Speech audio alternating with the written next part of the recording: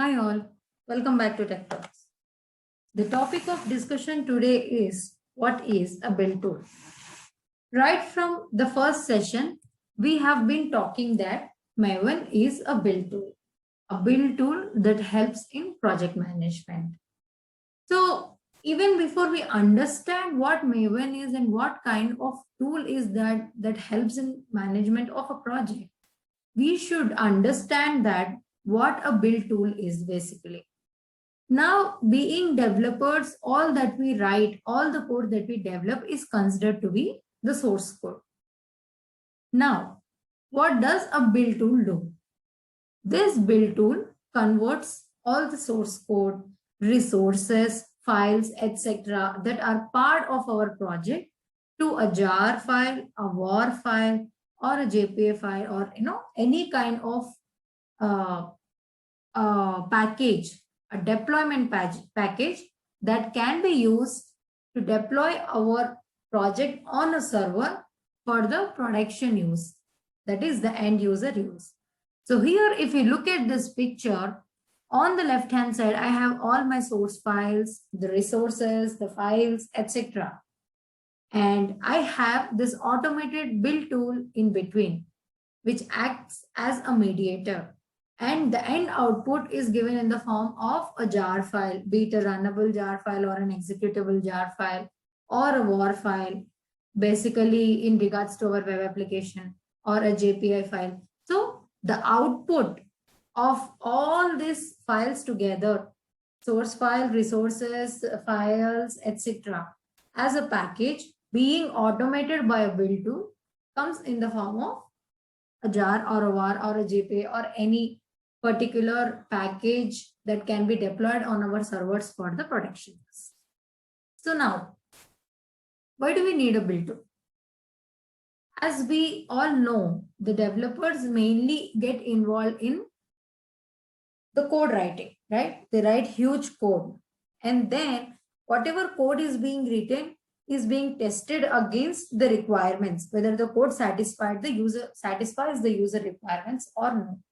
And then this testing of software is done in different phases. The first thing would be the unit test case that the developer himself or herself carries it out, meaning to if the code is working as per the expectation or no. And then this goes to the system integration, because we all know, right, different a particular project or a particular development work is being divided into different tasks, and each of the developer would be assigned with a different task.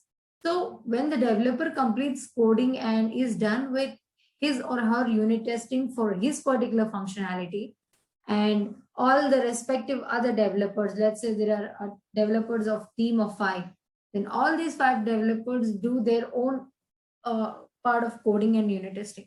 But altogether, this code written by 5 developers should be going out as a single project.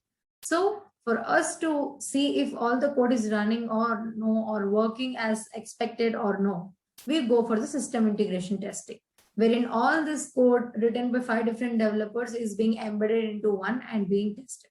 Then goes to the user acceptance testing, where we have our end user like users who would think in their perspective and see if all the requirements are met.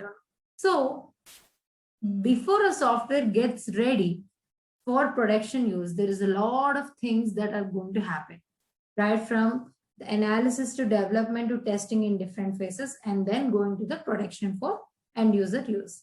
So now, what is the last step for the software to get into production use? It's nothing but the deployment of the code. Now, this deployment is done through jar file or a war file, irrespective of any language, be it C, Java, C++, anything.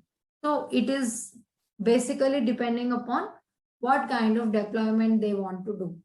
Now to convert this code into the end product, right? The war or a jar or something like that, there's a lot of process.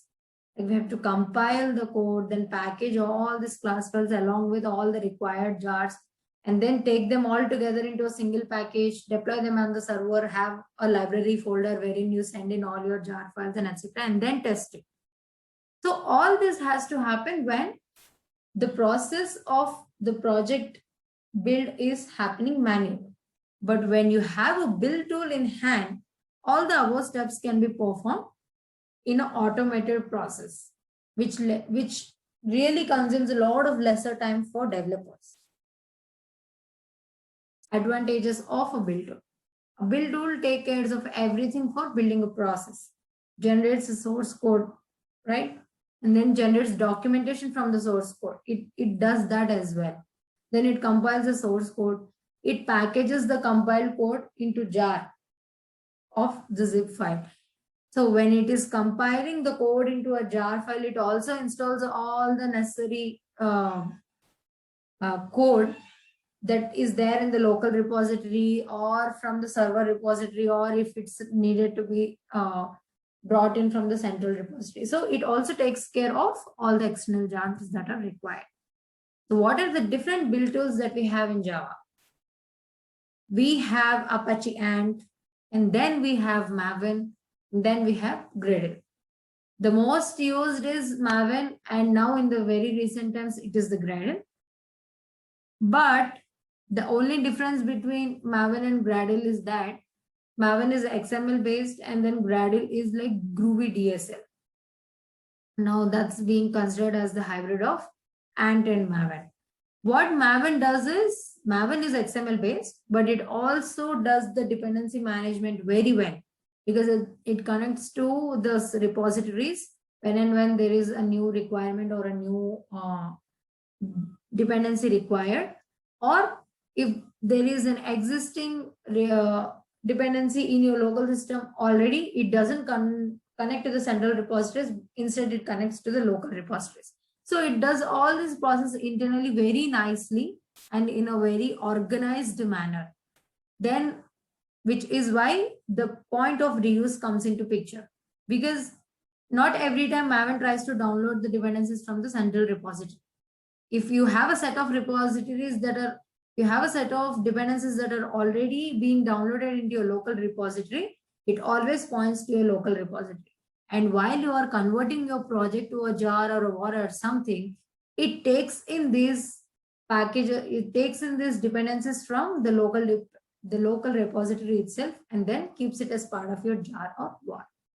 So guys, these are the different Java build tools that we have. We are specifically talking in context to Java language, and hence we have these three as the build tools. The Apache Ant, Maven, and the Gradle being the latest one and recently used ones. Maven is kind of being used pretty much before than Gradle, and I think it's the build tool that is being in use for a longer time now. And almost like most of the projects that are already existing use Maven, and hence it continues for a longer time to go. Thanks very much. I hope you understand what a build tool is now. So we are slowly heading towards how Maven works and how things go in Maven. But before that, we are learning all the prerequisites to understand why do we need Maven and how does a Maven work as an automation build. Thanks very much, guys. Please like, share, and subscribe.